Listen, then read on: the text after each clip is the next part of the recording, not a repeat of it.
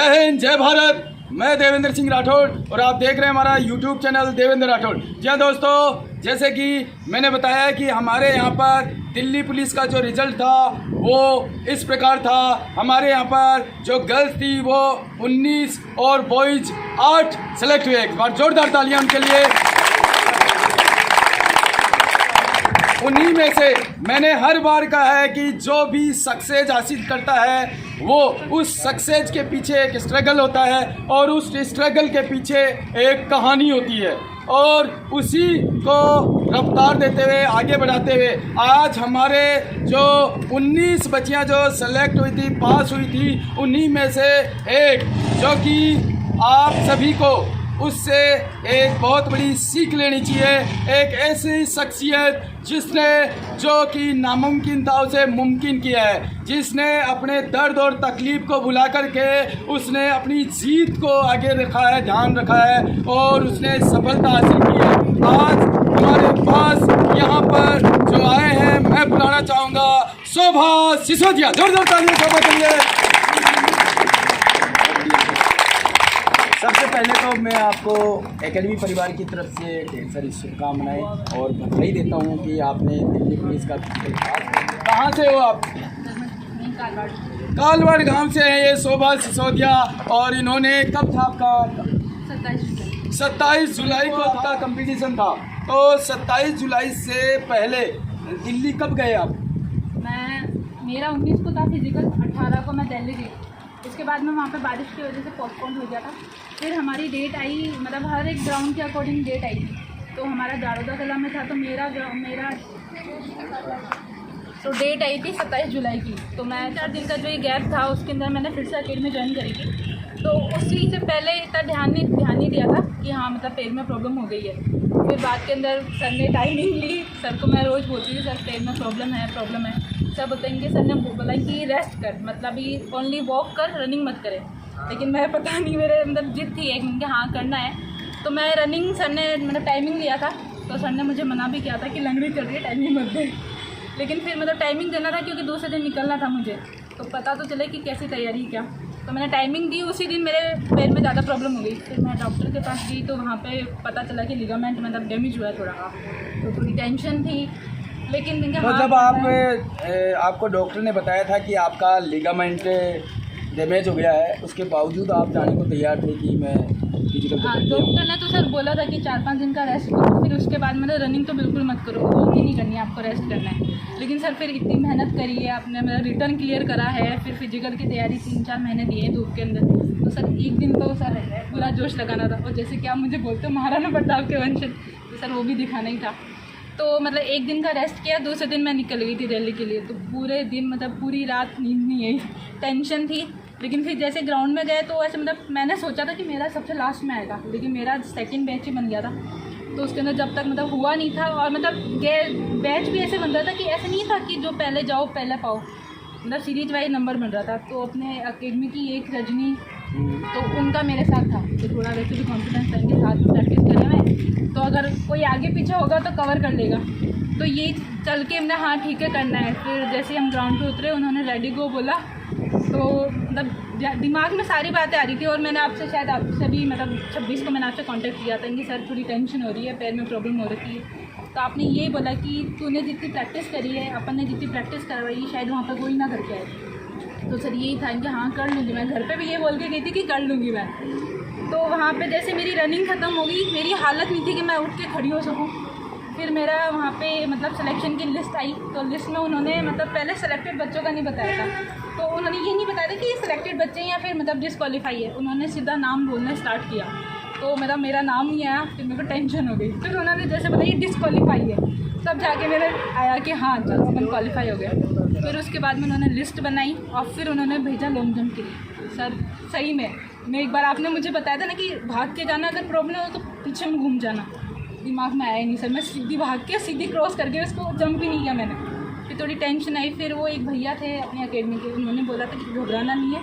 उनका भी शायद वो फर्स्ट बार में नहीं हुआ था, मैंने सेकंड बार में किया था। तो फिर मेरे को भी वहाँ पे सब ने बोला था कि तेरे प्रॉब्लम है लेकिन तू कर लेगी, मतलब सपोर्टिव काफ़ी थे वहाँ पे सर लोग। तो उन्होंने बोला कि बेटा तुम कर लोगे।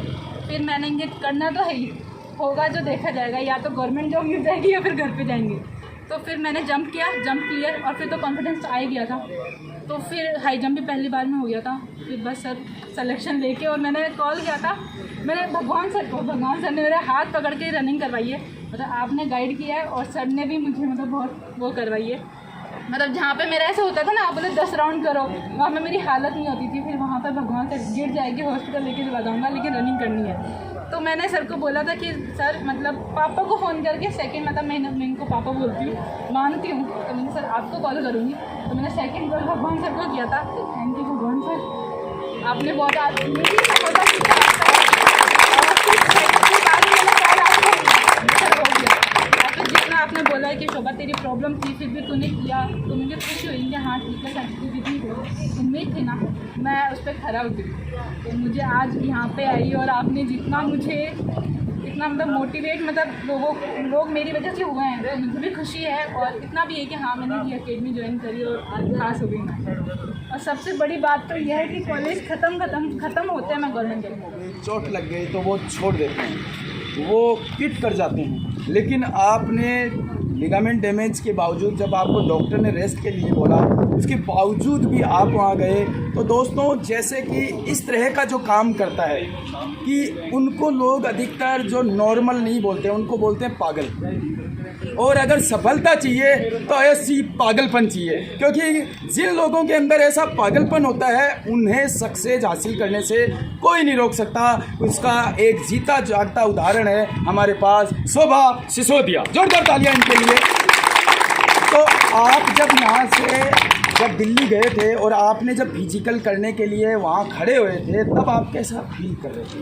तो थोड़ी घबराहट हो रही थी। फिर मैंने आपसे पूछा था, तो आपने भी, मेरी दिमाग में वही बातें चल रही थी। मैंने भगवान सर को भी कॉल किया था एक दिन पहले, तो सर ने बोला था कि करना है, मरेगी नहीं। सर ने ये बात बोली थी, करके आना है, मरेगी नहीं, करना है तुझे। तो वही दिमाग में आपकी बातें, सर की बातें, और फिर पापा का भी था कि हाँ करनी है। पापा भी बोलते थे, स्टार्टिंग से पापा ने यही सिखाया कि जो डर गया वो मर गया, तो डरना तो है ही नहीं। तो पापा को भी ये था कि हाँ मेरी बेटी कर लेगी। तो फिर बस वही सर दिमाग में, इनकी इतनी उम्मीदें हैं सबकी, तो करनी है। बिल्कुल, बहुत बढ़िया, आपने बहुत ही शानदार किया है।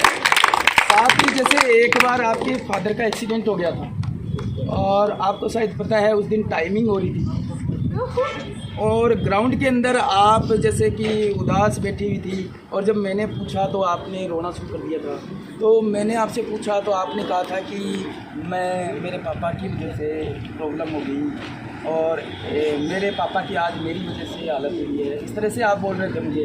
तो मैंने आपको कहा था कि आपके पापा चाहते हैं आपको दिल्ली पुलिस का फिजिकल क्लियर, अगर आप दिल्ली पुलिस का फिजिकल पास कर देते हो तो आप मेरे हो, उनकी जो भी तकलीफ़ें हैं वो सारी दूर हो जाएगी। तो अभी आपके पापा क्या करते हैं इसका? सर पापा आपको कैसा लगता है कि जब पास हुए आप और आप अपने पापा के सामने गए, तो क्या रिएक्शन? मैं जैसे गेट के अंदर एंटर हुई, तो पहले तो मम्मी ने मुझे बोला कि जितना सोचा था ना उतना करके आइए। तो फिर पापा की जाते देखा, तो पापा की मतलब आंखों में थोड़ी ऐसे आंसू होती है। तो मैंने ना मतलब पापा को पहले कॉल किया था, तो मतलब लगा नहीं था। तो मैंने जीजा को कॉल किया। पहले तो मेरे पास फ़ोन नहीं था, बाहर अलाउ नहीं था अंदर ना। तो मैंने किसी का फ़ोन लेके जीजा को कॉल किया। तो फिर उनको टेंशन हो गई, तो उन्होंने मम्मी को फ़ोन किया। तो मम्मी ने बोला कि क्या बोला उसने स्टार्टिंग में। तो मैं बोल के गई थी सबसे पहले फ़ोन पापा को करूँगी। तो मम्मी ने, जीजा ने बोला कि उसने सीधा फ़ोन उठाते ये बोला कि पापा से बात करवाओ। तो मम्मी ने बोला कि अगर उसने ये बोला है तो उसका सिलेक्शन हो गया। तो जैसे ही मैंने पापा को एक बार तो पहले कॉल किया, तो मम्मी के तो आंखों में आंसू पूरी खुशी से, और पापा की मतलब वो एक आवाज़ में होती है ना हंसी, वो थी। और जैसे मैं घर पे गई तो पापा ने, हमेशा मुझे बेटा बोलते पापा, तो पापा ने बोला कि जैसी उम्मीद थी ना बेटा वो करके आए हो आप। मतलब इतनी उम्मीद मतलब किसी से नहीं है जितनी आपसे है। तो मेरी उम्मीदों पर खरा होते हो, और आज मैं बहुत खुश हूँ। बहुत बढ़िया। आप जब यहाँ पर एकेडमी के अंदर आए, कब आए थे आप एकेडमी? मैंने जैसे मतलब हमारा 15 मार्च को रिजल्ट आया था, तो मैंने अकेडमी ढूंढते फिर मतलब सर का, मतलब पापा का कांटेक्ट था, तो संपर्क सर से फिर भगवान सर का हुआ। तो फिर सर ने, पापा ने बोला कि अकेडमी है तो ये ज्वाइन करो। तो मैंने 19 या फिर 20 मार्च को। उस वक्त आपका क्या स्टैंडर्ड था? मेरा नहीं था सर, मैं घर से अप डाउन करती थी, तो मेरी हालत वैसे हो जाती, कोई इम्प्रूवमेंट नहीं हो रहा था। फिर ये लॉकडाउन लगने का था, तो फिर मैंने सर को भी कॉल किया कि सर मैं आना है मुझे। फिर मैंने घर पे भी बोला, पापा उन्हीं 2 महीने की बात है, करवा दो। मेहनत ख़राब चली जाएगी। फिर पापा ने बोला ठीक है। तो जब से मैंने अकेडमी ज्वाइन करी ना, मतलब अप डाउन से नहीं होता। जब आप पूरा टाइम मतलब अकेडमी में देते हो तो वहाँ के आपको मतलब तो सपोर्टिंग ढल जाते हो। जैसे बच्चे हैं तो आपको उनका टाइम टू टाइम हो जाता है कि खाने का होता है, डाइट का होता है, टाइम टू टाइम रनिंग जाओ तो पूरी फिजिकल वर्क हो जाता है। तो वो मतलब अगर आप किसी चीज़ को करना है ना तो आपके अंदर ये होना चाहिए कि आप मतलब उस काम को करो तो अच्छे से करो।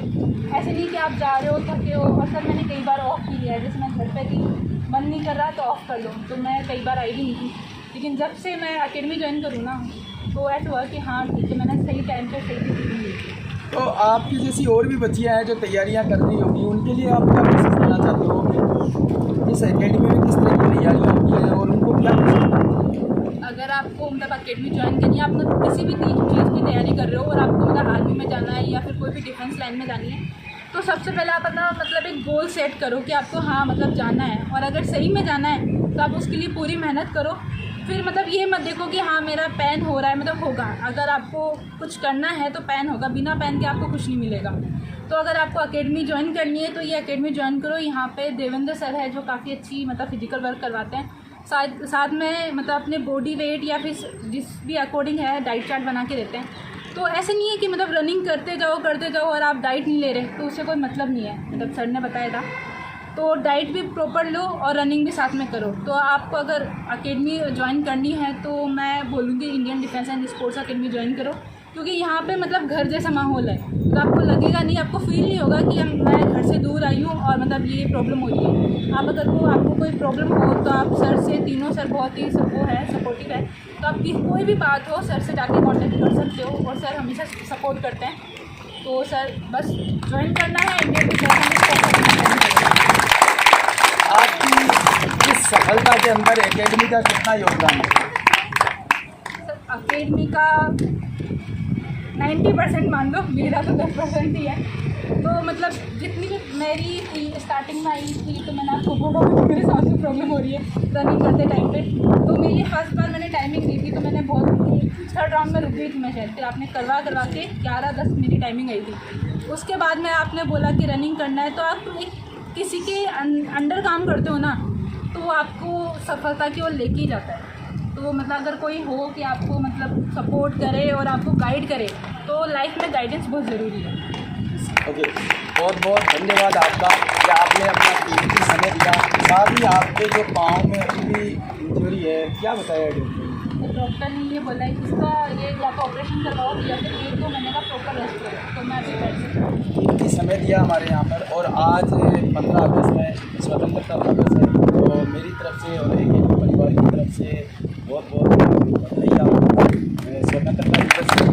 और साथ ही आपने जो दिल्ली पुलिस का जो पास किया है, एक बेहतरीन उदाहरण दिया है उन बच्चियों को जो कि करना चाहती है और थोड़ी बहुत तकलीफ़ की वजह से रुक जाती है, क्विट कर जाती है। उनको एक बहुत बड़ा एक उदाहरण है, एक एग्जाम्पल है आपने जो दिया है कि तकलीफ़ के आगे ही सब कुछ जीत है, यानी डर के आगे ही जीत है। यानी डर हमेशा डर होता है।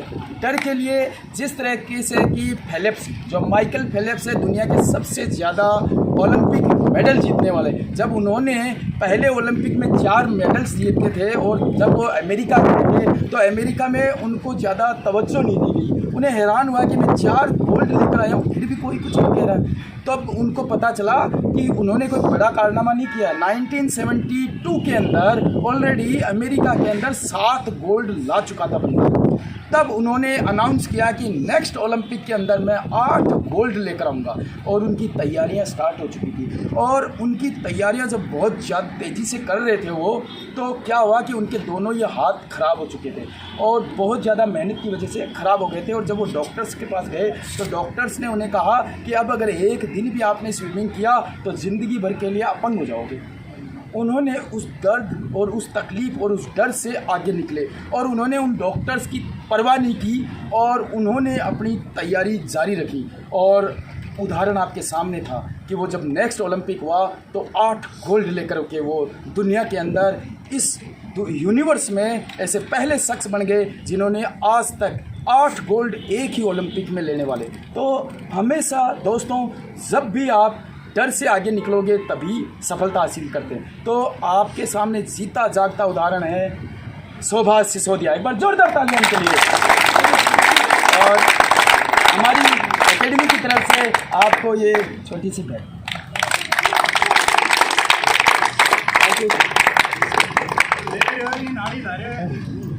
अब एक फोटो ले साहब। और